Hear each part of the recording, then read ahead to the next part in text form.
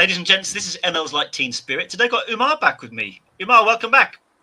Thank you, John. Nice to be back on ML Teen Spirit again. Yeah, you're welcome. Umar, you're here because you've got this interesting background. On the last interview, you talked to us about data journalism and what it was, and so on and so forth. I've recently got to know you more, and I know you're super passionate on things like motorsports and this sort of thing. And when we planned these calls, you said we could do a discussion on sports broadcasting and some of the lessons contained in this about how to engage audiences with information and so on and so forth. So I'd love to get into just get into it straight away. Like, what is it that made you say this? So what makes sports broadcasting distinct from any other broadcasting or data journalism? It's live event driven, is sports broadcasting. So it focuses on a particular sport, whether it's boxing, motorsport, darts, snooker, rugby union, and so forth. So there's more opportunity to create narratives around the teams and the competitors competing in those sports, whereas regular broadcasting, it's very one dimensional. It tends to focus on a beginning, a middle, and the end. Sports broadcasting has that, but it's more unpredictable. So when you watch a live event, let's say the Olympics or let's say the Women's Euros, which is going on right now in Switzerland, it not only just caters to the die-hard hardcore fans, but it also caters to the casual fans who may not be familiar with that sport, whether it's the Women's Euros or the upcoming British Grand Prix, which is coming up this weekend. So there's a lot more accessibility to get into that topic, much more at a lower advanced level compared to, let's say, the news where you have to almost kind of be on top of it to know what's going on. And how has this, some of this unpredictability, how has this inspired you to bring this up as a topic? So your background is data viz and data storytelling. What is it that you like in sports broadcasting that you kind of bring from that to your analytics work? It's the professionalism, it's the unpredictability that goes on. Huh? Whenever you see the anchor person on camera, you just think, oh, they're reading from an autocue. Some of them do read from an autocue, but some of them don't. So it's that ability to appear natural and confident in front of the camera, even when loads of things are going on at once. I think it's all about trying to deal with pressure in a way that when the viewers are watching you or the viewers are listening to you, they don't see that person who's anxious and wanting to move from one topic to another. Sport is very unpredictable anyway as a broadcasting sort of piece of content. So it's all about adapting to various situations and making sure that you capture the atmosphere and also the moment within that sort of concept. So there's a lot of things that are going on, and you kind of have to be prepared to know when to move on from one thing to another. So this is really what we're really going into is probably like the presentation skills side. If we took it to the business context, you're saying there are sports broadcasters. They're very comfortable with something unpredictable happening, but they also have like exhaustive notes in front of them to help them do all this narrative. So this would be like if you were presenting business analytics, knowing what you're going to present and being prepared for it is all the note taking and all these things. The unpredictable part is you don't know when someone's going to ask a question. And I've been there, Umar. I suppose you can get an excited question. So people will be like, hey, Umar, that data point's really exciting. Is it true? So you're like, yeah, of course it's true. You're the boss when that happens. You also get the other way of like maybe a more critical question of like, are you sure that this is correct? Because I've got prior information or something like this. So there's the anticipation of those questions. I think could be part of this unpredictable element that means you have high performance in a business context, a bit like those sports broadcasters would. Let me pick on you, Umar.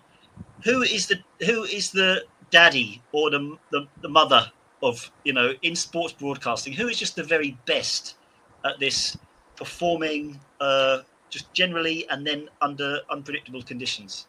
There's no contest. It's got to be the Oh, great Jim Rosenthal. I met him over 6 years ago in London, and he's exactly what you see on television as you would see in person.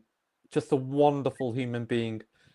You would think that whenever you see Jim present in his sort of, let's say, over half a century in sports broadcasting, you sort of think, oh, he's reading from an auto cue whenever he's presenting Formula One, football, boxing, rugby, and so on. But he's just got that natural ability and is able to really get the most out of everything that he's given, particularly when he covered Formula One for since 97 to 2005. It was a sport that he had very little knowledge about and he picked it up really quickly. And there's a lot of things that we can sort of take into account from Jim as BI and data professionals, and that is have a presenting style that is memorable, but also is warm and invites people into the discussion or into the analysis that you're presenting. When you're on camera or on radio, it's very scary when you have millions of people who are listening or watching you present an event and they're expecting you to fail.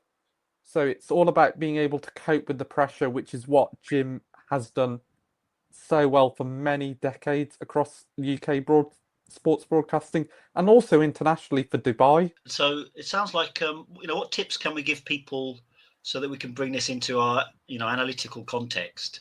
So there's like prior preparation is one key part of it. Is there anything that Jim's doing that you can think of? Like you mentioned earlier, like the story arc, the narrative that you build.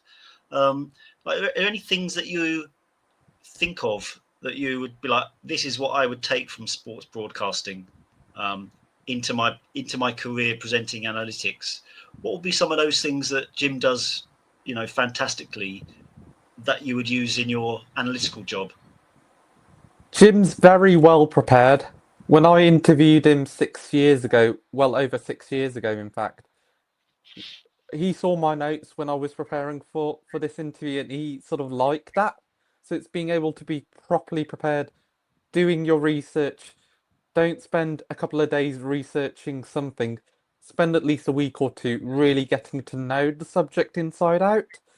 It means that when you go into that meeting, you know what you're going to present. Or if that's not being presented, at least you can improvise and think on your feet. So it's all about improv and being able to work within the constraints of the meeting that you're in and present it in the best possible way you can.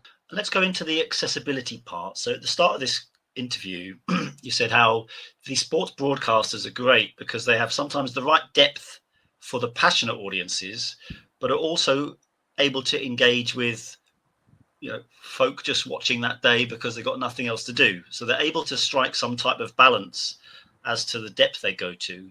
Is there any way you could think of this, or like how do you do the bit where you engage people that are like only half interested? Like what is it these sports broadcasters are integrating to make it interesting for people that aren't so passionate? For the last decade, what I think has been going on is a lot of the sort of the broadcasters are using social media and vertical video to make their sports accessible to a younger audience. However, what I sort of think Jim and also the older broadcasters like Steve Ryder, Gabby Logan, who I think is absolutely fantastic and she's still going, is that they had an ability to talk to the audience in a way that appealed to both the casuals and also the die-hard fans. I think at the moment, what I'm sort of seeing a lot from sports broadcasters nowadays is they're playing to the gallery. They're not talking to the casual audience as if they know the sport, because they're sort of assuming that they already know the sport. So it's all about being inclusive. Communicate. Don't just communicate to the gallery. Communicate to your grandma who's watching it for the first time. Communicate to your niece who's probably watching it for the first time. Don't make it about yourself. Make it about the event and make it inclusive for everybody who's watching the broadcast. Good. These are good tips. I think you could say, like in the business context, then you'll have a meeting room full of people, and 25% of them will be like hugely data literate geeks, be very, very interested in what you're saying. But the majority will just be short on time, need to know the answer, and want it explained in the most simple way possible because maybe data is not intuitive for them. So it's making sure you probably strike a balance to address those two different types of people. So simple outputs, simple descriptions, and I suppose the business language is what you're saying. Speaking the language of the business, just so it's super understandable.